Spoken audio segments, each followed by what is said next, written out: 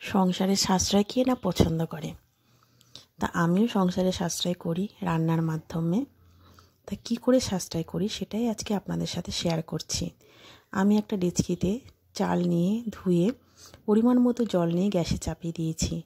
যেই আমার ভাতটা ফোটা শুরু করবে আমি ঢাকনাটা সরিয়ে দেখব, এই যে ফোটা শুরু করে দিয়েছে। এবার আমি গ্যাসটা বন্ধ করে দেবো। গ্যাসটা বন্ধ করে ঘড়ির কাঁটা ধরে পুরো 15 মিনিট আমি ঢাকনাটা খুলব না।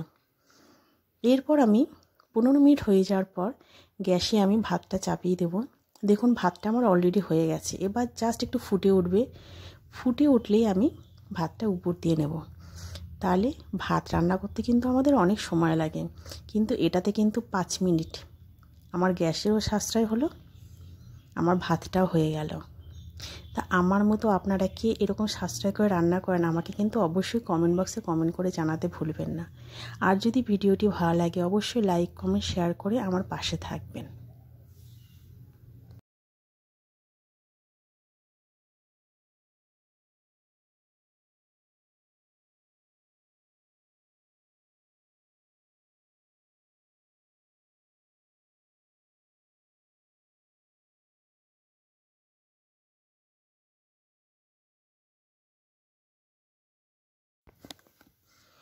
ভাতটা উপর দেওয়ার পর আমি টেবিলে নিয়ে এসেছি। দেখুন ভাতটা কত সুন্দর ঝরঝরা হয়েছে।